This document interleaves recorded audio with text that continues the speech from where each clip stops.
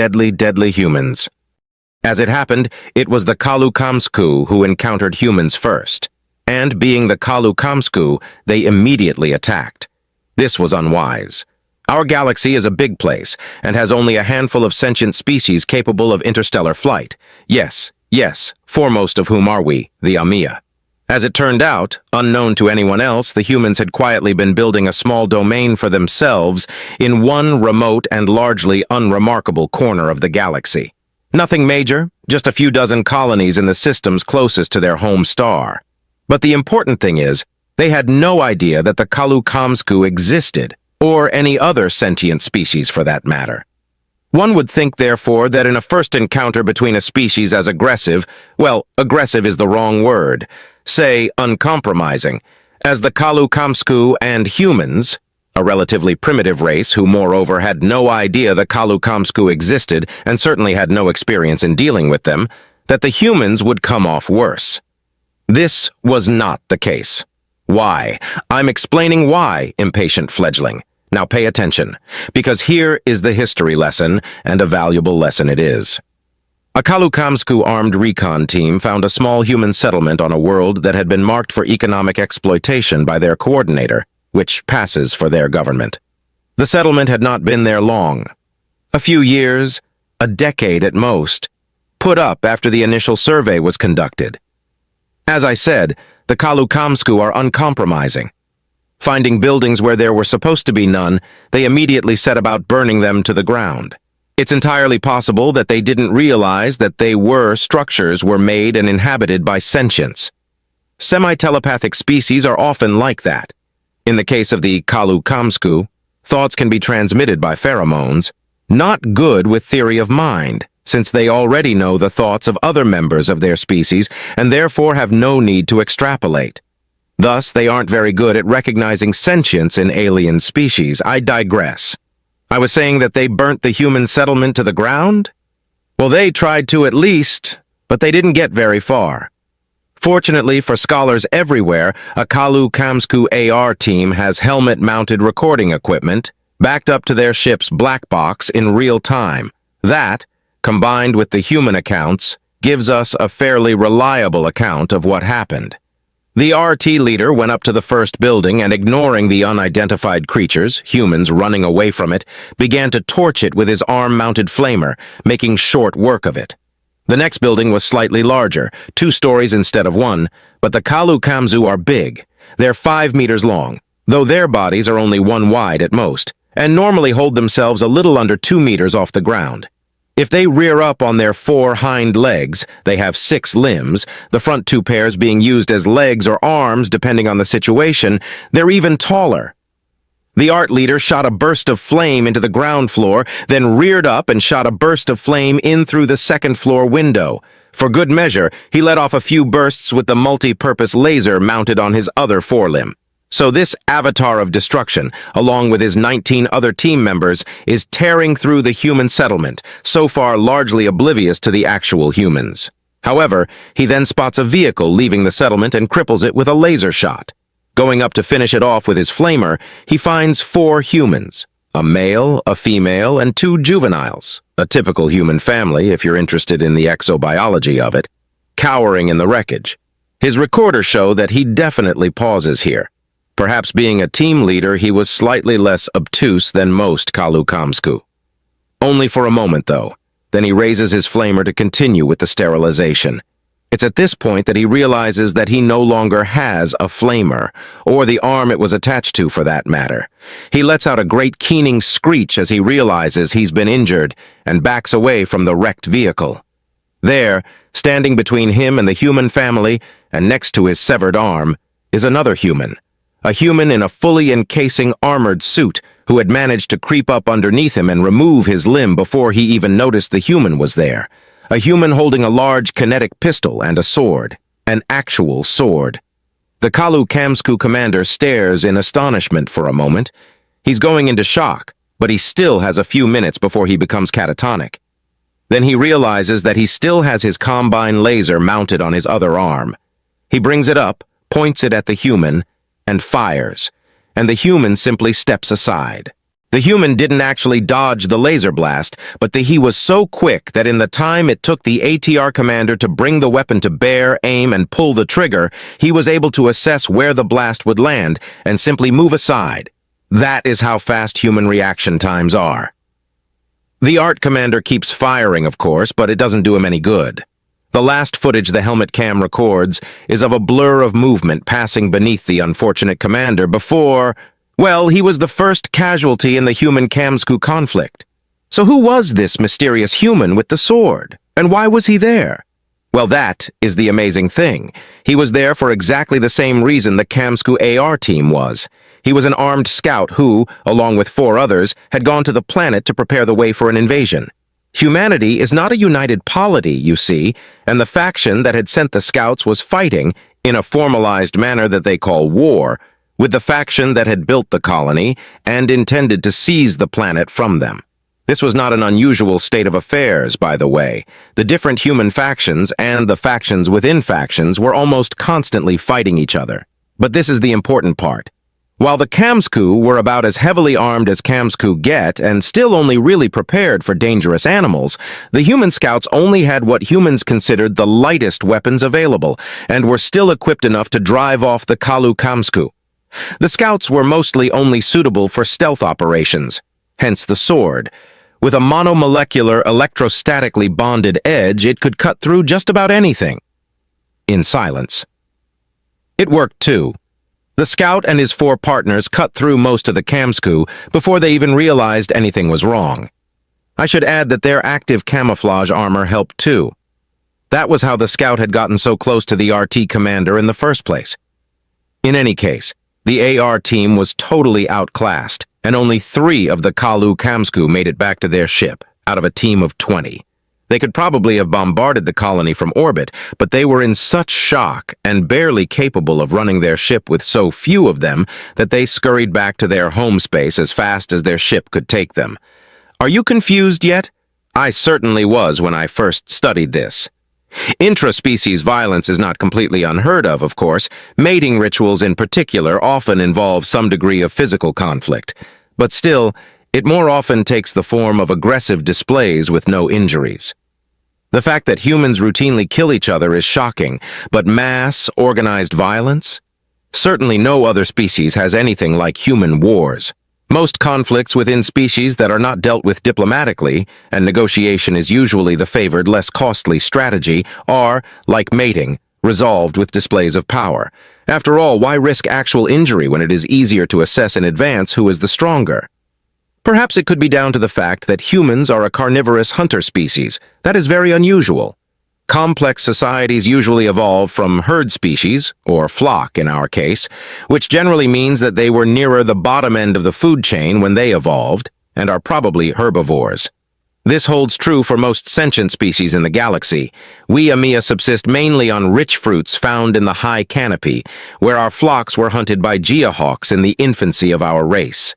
The Kamsku built hives of wood pulp on their homeworld and were hunted by mazu snakes when they left these to gather fungus from under tree bark. Each species has an ancestral predator which haunts their racial memory. Don't think I don't know that you sometimes take cut-out plastic wings and scare people by making hawk shadows. It's not funny. Yet although there are things on Earth, the human homeworld, that will eat humans, yes, I shudder to think of what could pose a threat to an adult human male. That is not what really frightens them. Watch some of their media sometime. I guarantee you that although you will see the occasional alien or monster, the vast majority of violence portrayed will be inflicted by other humans. For humans, the main threat to their survival, excluding diseases, which is another horror story in its own right, has always been other humans. This is what makes them so dangerous. Ignore the fact that they are carnivores. Put aside for a moment that they evolved both to hunt other animals and survive predation by things even more vicious than them. They are the only sentient species in the known galaxy that evolved to cope with predation by other sentients. When you or I feel threatened, our instinctive reaction is to find a leaf to hide under. And that's all it is. An instinct left over from our days as Gia prey. It's just a relic that's hung around in our hindbrain. And it's our only fear reaction, since hawks were our only major predators and hiding was the only effective strategy. We won't naturally try to run or fight, and if we encounter a situation that would call for this, it's difficult to force ourselves to. Our intellect may say one thing, but all our hindbrain says is hide. And we never encountered enough other threats to change this hardwiring. Likewise, the Kalu-Kamzu will rear up when threatened to make themselves look bigger, but they won't actually risk combat if they can run away, because against their homeworld predators, this would usually result in serious injury at the very least. Humans, however, take instinct to a whole new level, then take it beyond that. Their response when threatened has been constantly honed and constantly upgraded over hundreds of thousands of years of evolution. Because since their main threat was usually other humans, the threats evolved with them. And on top of the base, physical evolution, their cultural evolution has been similarly affected. A significant portion of almost all human cultures has been dedicated to making humans who are better at killing other humans, warriors. In many cultures, this is actually a separate caste whose entire lives are dedicated to making themselves better at killing enemy humans. If you want further study, the archetype of this is the European knight and the Japanese samurai. Although if you ever met a human and asked them, I'm sure they would debate you at great length about which culture produced the better warriors. And don't ask, by the way. Most of the answer won't make sense to you anyway, and you would be happier not hearing the bits that do. Humanity evolved while engaging in a constant arms race. Imagine if, when we first developed hawk nets, the hawks had come up with a means to cut through them, then matched every other solution we came up with. Not a pretty thought, is it?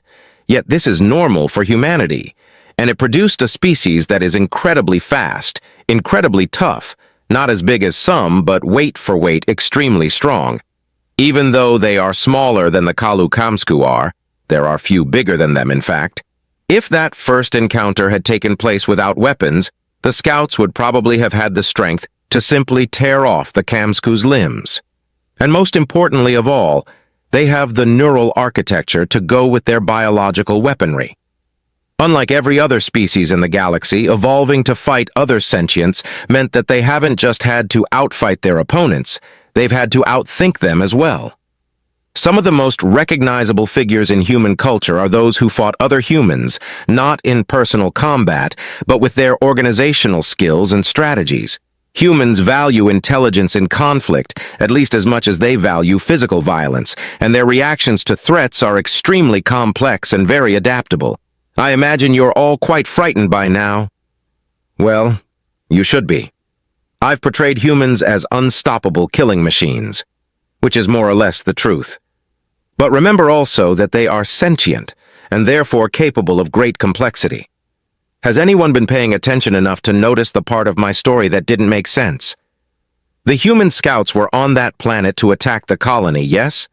So why did they come to its defense when the Kalu-Kamzu attacked? I suppose you might think that they wanted the buildings intact or something. Dilettantes in the field of human study will often try to pass this off as the explanation. In fact, it is considerably more complicated. War, apparently, is not just a free-for-all where one side tries to kill as many of the other before their own faction is exterminated. Humans may be savage, but they are far from mindless. There are rules, which is what distinguishes war from simply killing other humans. These rules are convoluted, but mostly concern who can and can't be killed.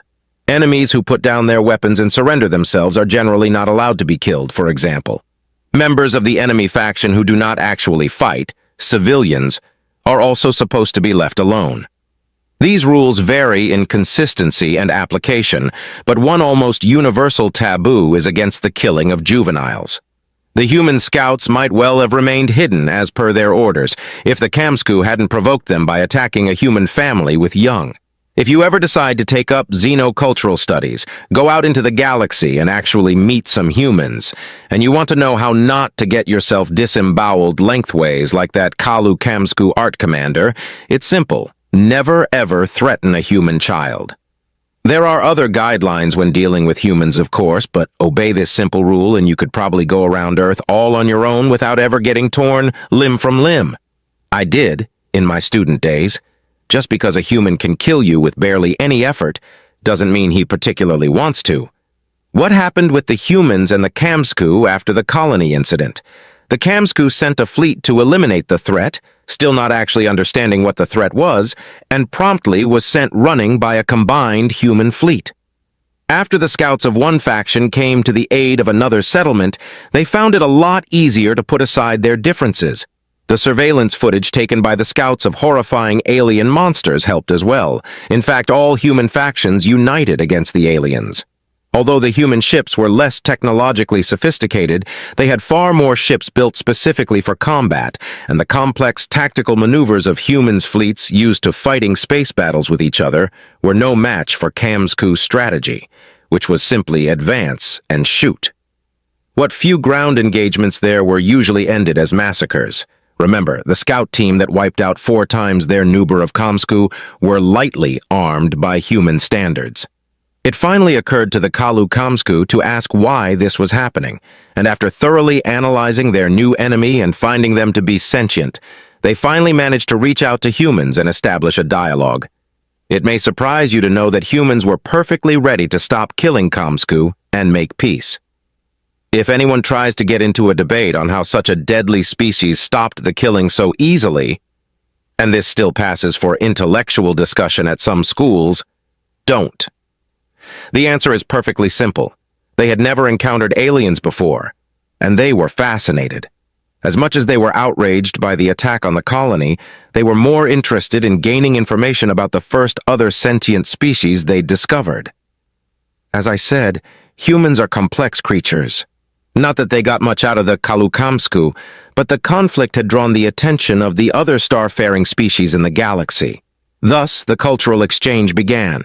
Today, there are humans all over the galaxy studying the various species and cultures out there. There are even some on our world at the moment. In fact, and this was very difficult to arrange, but if one of you would kindly open that door, right here now, Oh, you should have seen the looks on your faces. You were about to dive under the tables. Oh, I'm sorry, but that was just too good. You might want to think of this next time you're tempted to go out with plastic hawk wings. Sadly, I don't have any deadly humans here to show you. Even more sadly, this is the end of the lesson. Just as well, I need to stretch my wings. We've been in here a while, haven't we? Although from the look of it, it'll be a few minutes before you lot will go outside where there isn't a nice thick roof over your heads. Anyway, what then should we take away from this? Well, that'll be the topic of your assignment, actually, but as a simple summary, I'll say this. Never, ever get into a conflict with humans. And if you absolutely can't avoid it, then for goodness sake, get other humans to do the actual fighting for you. It's what they were made for, after all.